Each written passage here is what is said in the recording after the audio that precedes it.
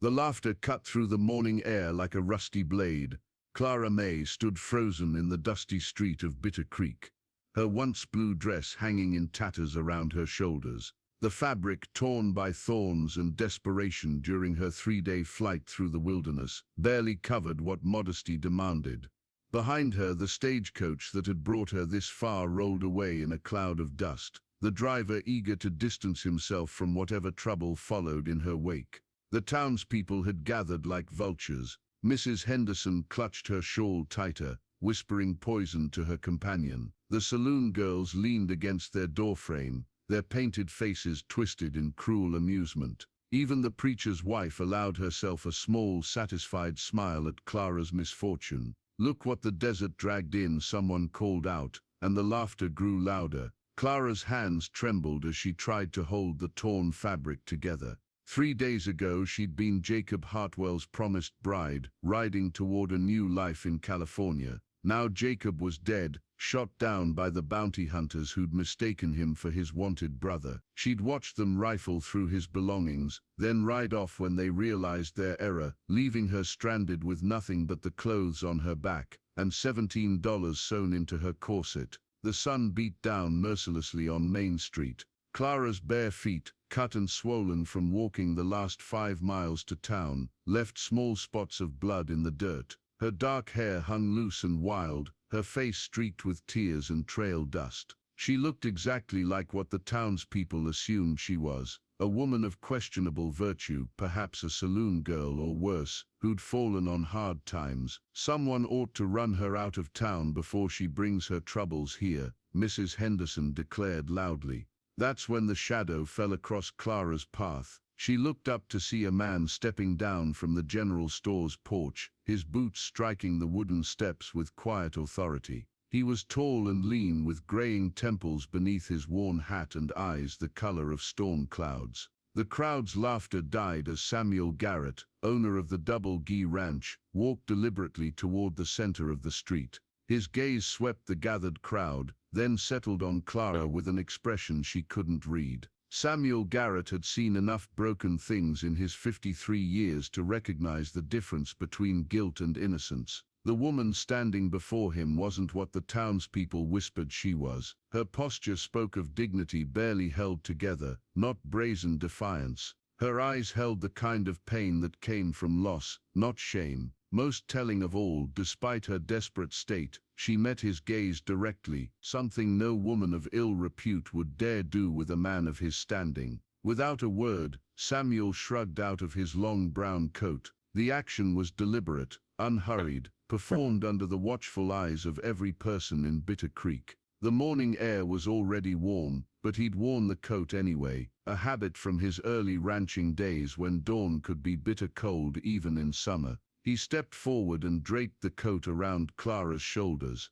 The crowd's silence stretched like a held breath. Samuel's coat, well-made and respectable, transformed Clara instantly from object of ridicule to woman under protection. The heavy wool fell to her ankles, covering the torn dress completely. "Much obliged," Clara whispered, her voice hoarse from thirst and exhaustion. Samuel nodded once, then turned to face the crowd. His gray eyes moved slowly from face to face, marking each person who'd found entertainment in another's suffering. When he spoke, his voice carried the quiet authority of a man who'd built his reputation on fairness and strength. "Anyone else got business in the street this morning?" he asked. Mrs. Henderson's mouth opened, then snapped shut. The saloon girls retreated inside. One by one, the crowd dispersed until only Samuel and Clara remained in the dusty thoroughfare.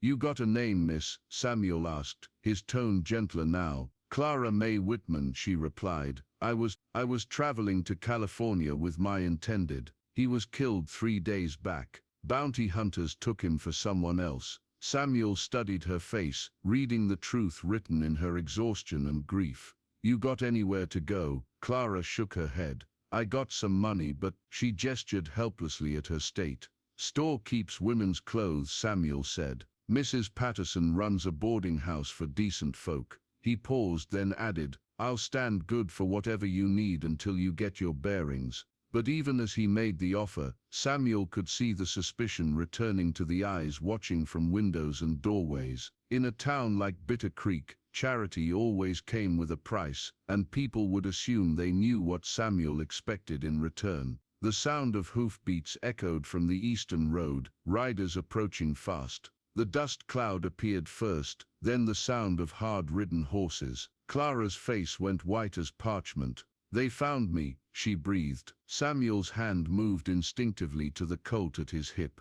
"Who found you?" "The Mackenzie brothers. They were with the bounty hunters who killed Jacob." Clara's voice shook. "They saw Jacob's letter about the land deed he was carrying, worth $15,000. They think I have it." The riders crested the small hill at Bitter Creek's edge. 5 men, dust-covered and hard-faced, with the lean look of those who lived by violence. The lead rider sat tall in his saddle, his pale eyes scanning the street until they locked onto Clara. Even from a distance, Samuel could see the cruel satisfaction that spread across the man's weathered features. "That's Cole Mackenzie," Clara whispered. "He swore he'd find me." Samuel stepped slightly in front of Clara, his movement casual but deliberate. Around them the town seemed to hold its breath.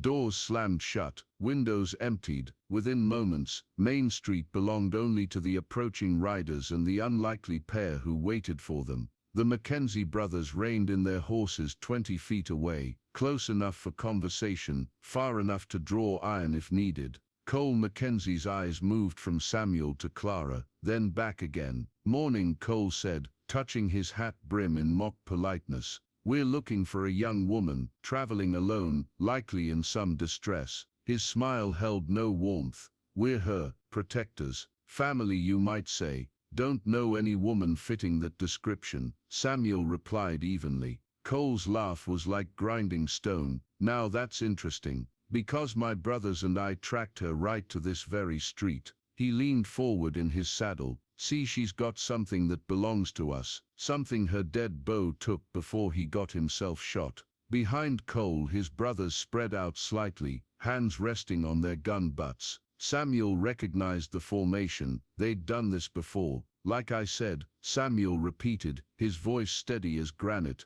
"Don't know any woman like that." Cole's pale eyes narrowed. "You calling me a liar, rancher?" The question hung in the air like smoke from a powder keg. Samuel felt Clara trembling behind him, felt the weight of the moment settling on his shoulders. He could hand her over, tell himself it wasn't his fight, wasn't his problem, the smart play, the safe play. Instead he let his right hand rest easy near his gun. "I'm calling you mistaken," Samuel said quietly. In the heartbeat before violence could erupt, Clara stepped from behind Samuel's protection. "Wait," she said, her voice stronger than it had been all morning. She reached into the torn bodice of her dress and withdrew a folded paper, yellowed and creased. "This what you're after?" Cole's eyes fixed on the document like a hawk spotting prey. "The deed. Hand it over, girl." But Clara didn't move toward the riders. Instead she turned to Samuel, holding out the paper.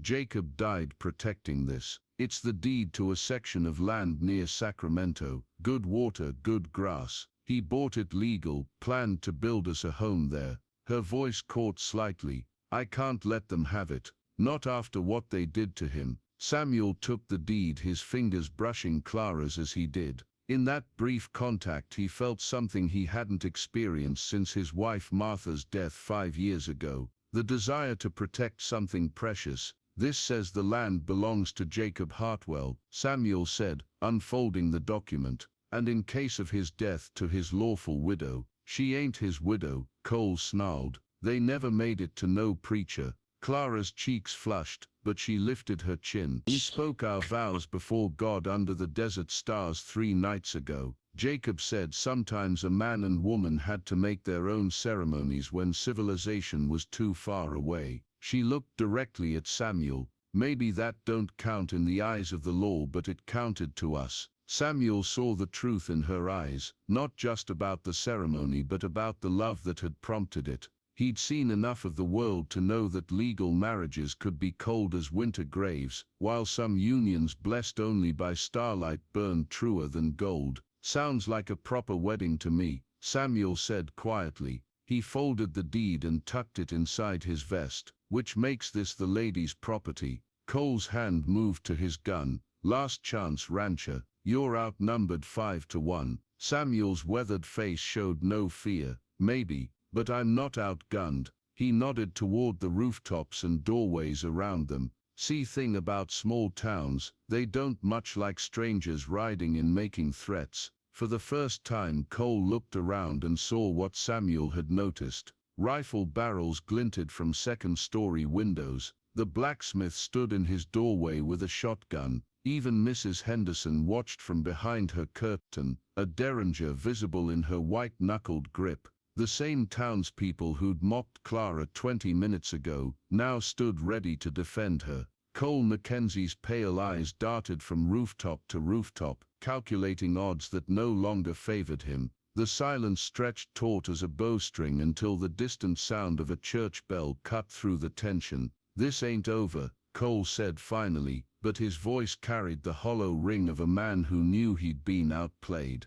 "Yes, it is," Samuel replied. His hand never moved toward his gun, but something in his tone made Cole's brothers shift nervously in their saddles. "You boys are going to ride out of here and keep riding. And if I hear tell of you bothering this lady again, you'll answer to me." The threat was quietly spoken but absolute. Cole studied Samuel's face for a long moment, then spat in the dust. "Come on," he told his brothers. "This place ain't worth the trouble." The 5 riders wheeled their horses and thundered back toward the eastern road, leaving only dust and the memory of violence narrowly avoided. As the hoofbeats faded, the townspeople began emerging from their hiding places. Samuel noticed that their expressions had changed, the mockery and suspicion replaced by something approaching respect. Clara still wore his coat, but now it looked less like charity and more like belonging. "Mrs. Patterson," Samuel called to the boarding house owner, "Mrs.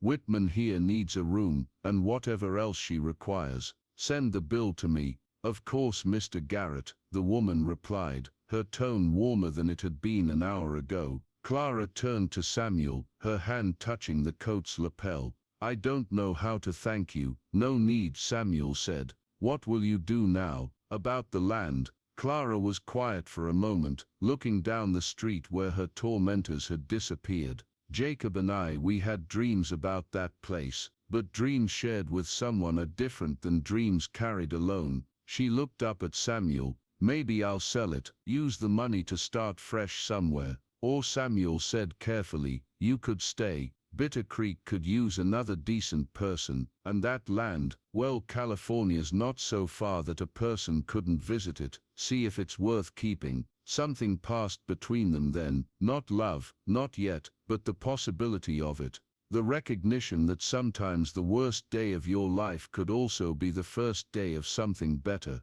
Clara smiled for the first time since Jacob's death. "I'd like that, Mr. Garrett." "Samuel," he corrected gently. "Samuel," she repeated, the name soft on her lips. Years later, when their grandchildren asked about the day they met, Clara would always begin the story the same way. "They laughed at my torn dress, until your grandfather took off his coat and covered me." But she never told them about the laughter. She only talked about the moment when a stranger chose kindness over safety, and how that choice changed everything. The deed to the California land still hung framed in their parlor, a reminder that sometimes the most valuable thing about a dream isn't reaching it, but finding someone worth sharing it with.